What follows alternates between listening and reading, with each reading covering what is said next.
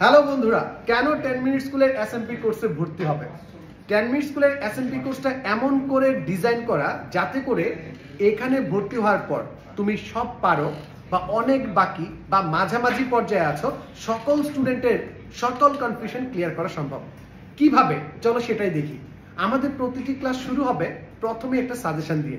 এই টপিকস থেকে বিগত বছরগুলোতে কতগুলো সৃজনশীল এসেছে, কতগুলো এমসিকিউ এসেছে, তার মাধ্যমে একটা স্টুডেন্ট একদম ডিটেলসে বুঝতে পারবে এই চ্যাপ্টারটা তার সৃজনশীল বা এমসিকিউ এর জন্য কতটুকু ইম্পর্টেন্ট। 2 নাম্বার, সৃজনশীলের সাজেশন দেওয়ার পর আমরা দেখব ওই চ্যাপ্টারের কোন টপিকস থেকে প্রশ্ন আসে। সেই টপিকসগুলো আবার বোর্ডের সাইটেশন সহ দেওয়া আছে, যেখান থেকে বুঝতে পারবে এই অধ্যায়ের কোন টপিকসটা ইম্পর্টেন্ট। সাজেশন পেয়ে গেলাম, প্রথম 10 মিনিটের কাজ ডান। এবার কি করব?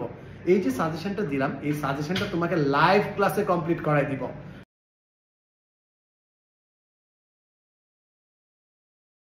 হ্যালো বন্ধুরা, কেন 10 মিনিট স্কুলের এসএমপি কোর্সে ভর্তি হবে?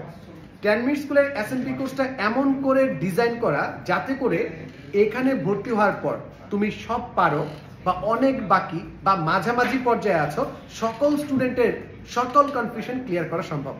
কিভাবে? চলো সেটাই দেখি। আমাদের প্রতিটি ক্লাস শুরু হবে প্রথমে একটা সাজেশন দিয়ে। এই টপিকস থেকে বিগত বছরগুলোতে কতগুলো সৃজনশীল এসেছে, কতগুলো এমসিকিউ এসেছে, তার মাধ্যমে একটা স্টুডেন্ট একদম ডিটেলসে বুঝতে পারবে এই চ্যাপ্টারটা তার সৃজনশীল বা এমসিকিউ এর জন্য কতটুকু ইম্পর্টেন্ট। 2 নাম্বার, সৃজনশীলের সাজেশন দেওয়ার পর আমরা দেখব ওই চ্যাপ্টারের কোন টপিকস থেকে প্রশ্ন আসে। সেই টপিকসগুলো আবার বোর্ডের সাইটেশন সহ দেওয়া আছে, যেখান থেকে বুঝতে পারবে এই অধ্যায়ের কোন টপিকসটা ইম্পর্টেন্ট। সাজেশন পেয়ে গেলাম, প্রথম 10 মিনিটের কাজ ডান। এবার কি করব? এই যে সাজেশনটা দিলাম, এই সাজেশনটা তোমাকে লাইভ ক্লাসে কমপ্লিট করাই দিব।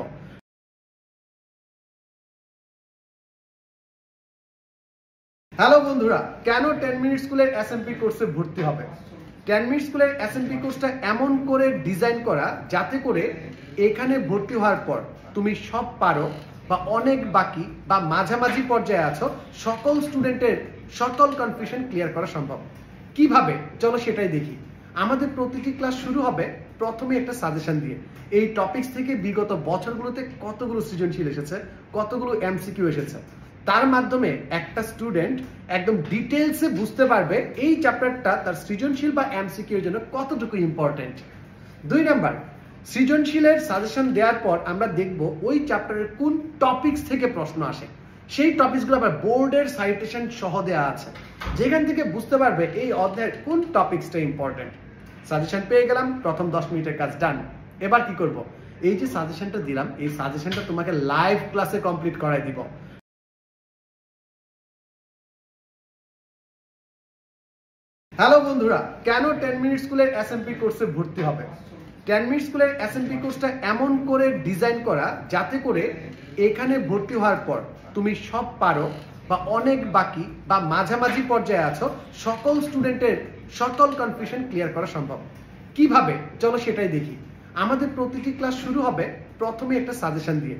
এই টপিকস থেকে বিগত বছরগুলোতে কতগুলো সৃজনশীল এসেছে, কতগুলো এমসিকিউ এসেছে, তার মাধ্যমে একটা স্টুডেন্ট একদম ডিটেলসে বুঝতে পারবে এই চ্যাপ্টারটা তার সৃজনশীল বা এমসিকিউ এর জন্য কতটুকু ইম্পর্টেন্ট। 2 নাম্বার, সৃজনশীলের সাজেশন দেওয়ার পর আমরা দেখব ওই চ্যাপ্টারের কোন টপিকস থেকে প্রশ্ন আসে। সেই টপিকসগুলো আবার বোর্ডের সাইটেশন সহ দেওয়া আছে, যেখান থেকে বুঝতে পারবে এই অধ্যায়ের কোন টপিকসটা ইম্পর্টেন্ট। সাজেশন পেয়ে গেলাম, প্রথম 10 মিনিটের কাজ ডান। এবার কি করব? এই যে সাজেশনটা দিলাম, এই সাজেশনটা তোমাকে লাইভ ক্লাসে কমপ্লিট করাই দিব।